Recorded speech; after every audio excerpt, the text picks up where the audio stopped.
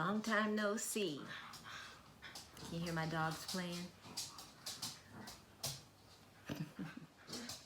Right back here, I bought a cat tower that I gotta put together for the cat. It's gigantic, it's 63 inches tall. And then this basket here is part of the decor that I'm gonna put in the bathroom that I'm working on. I just got the countertop, the contact paper put on the countertop. My outfit of the day, I don't know if you'll be able to see it. I had to greet today at church and I wanted to dress super duper warm. So, excuse my laundry basket. So, jeans, orthopedic shoes, because my feet are still hurting. And this belt my daughter got me years ago, back in 2015 actually. Still had the price tag on it. But I finally took the price tag off and put it on with this little outfit. I said, well, this will be cute and warm, lots of layers, so that I wouldn't freeze while I stood by the door to greet today. So I'm still alive, I'm well, I'm kicking, I'm hanging in there, I'm surviving, listening to my daily audio Bible every morning. I hope you enjoy the bathroom redo on a tight budget. Almost forgot to take a before. This is me putting down the contact paper. What I did was this is the plain counter that I haven't done yet. And I lightly misted it with water because I saw that in a YouTube video that it gives you a little bit more ability to work with it, and it really works. And a little bit of the moisture kind of like squirts out as I bought a tool, couldn't find it. So now I gotta use an old gift card, but I'm just running it along the edge here to get all the air bubbles and any possible moisture. It's a little tiny bit of moisture right there.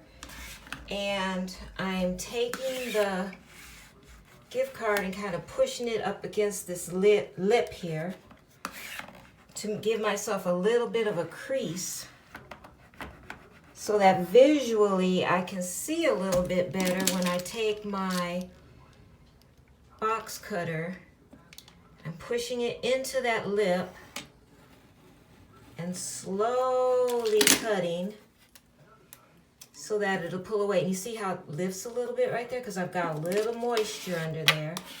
But now I'm able to push all the air bubbles out and push it up tight. It's probably going to take about an hour for it to dry completely. But it seems to be working pretty good. And I thought, oh my gosh, I've got to get this on tape for you guys. I want you to see what I'm doing. We're definitely going to have a little chat when I get myself back on camera again.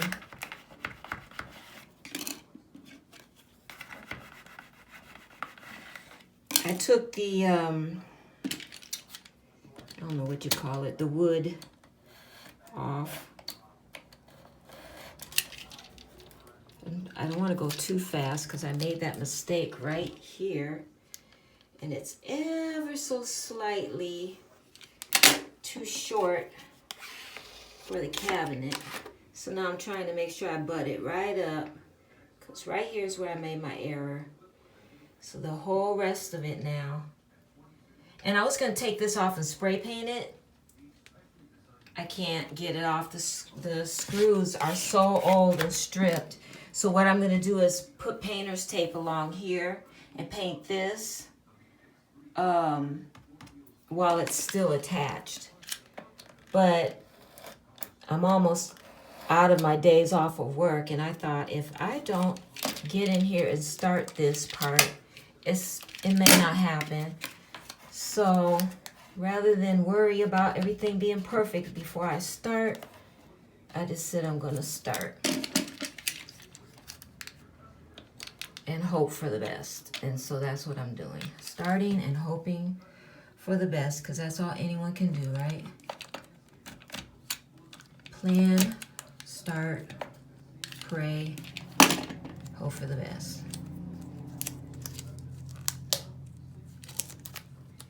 I'm gonna shut the camera off so I can use both my hands for that part. Okay, I got it in that corner. Got it down in there pretty good.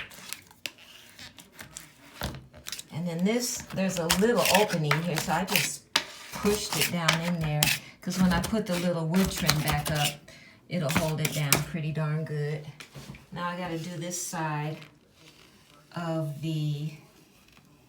I'm trying to put a little crease in there to give me something to work with when I use my box cutter.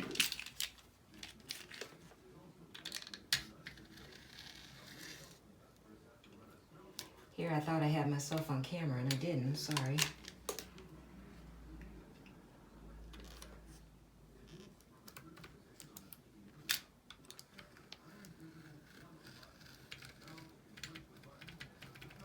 Hope it's cutting. It's got a little catch right there.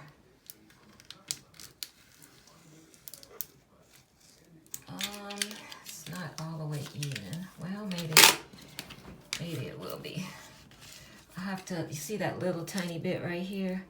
I'll have to come in over that with the box cutter again. I may need a sharper blade. You know, I buy all these darn tools to do my DIYs, and then when it's time to use them, I can't remember where I put everything. I looked everywhere I could think of for the smoothing tool.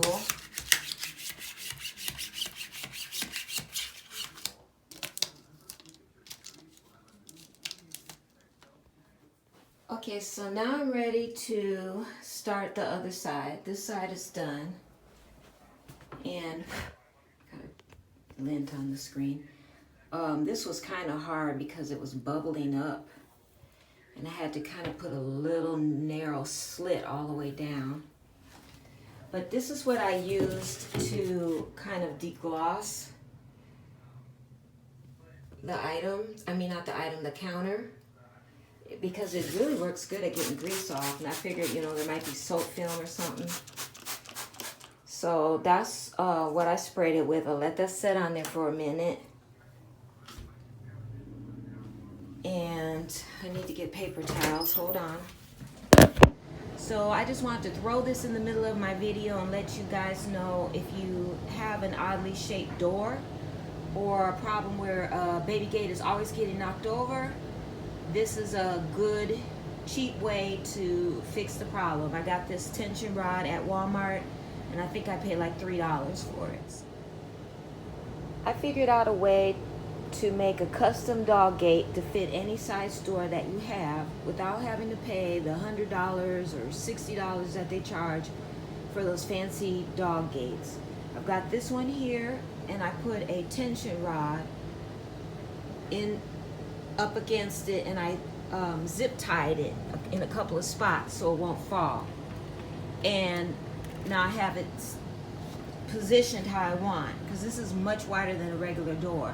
I got this idea off Pinterest, actually, and it works really great to any baby gate.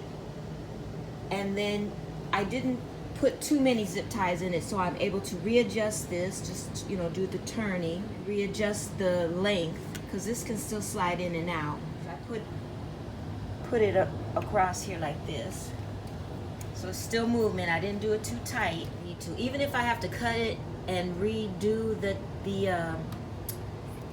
zip ties, if I needed to make it extra long or extra short. I mean, a pack of zip ties at Dollar Tree is $1, so it's still way cheaper in the long run than trying to buy those fancy gates.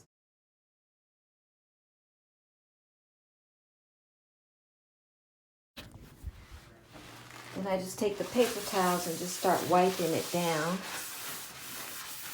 This really doesn't take a whole lot of effort. And that's about it. Not too hard.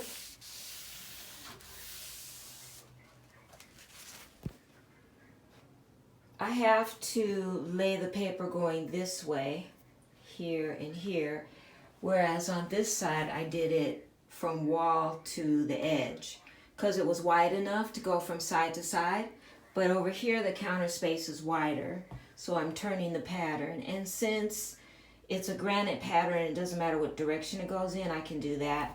So I'm putting it from wall to sink and making it a teeny bit longer than I want. I'm going to cut it with the scissors and then peel back the protective plastic and start at the top and slowly start smoothing down toward the edge of the counter. I love y'all. I missed y'all. I'm glad to be back, and I hope you're glad to be back as well with me. All right, let's do this.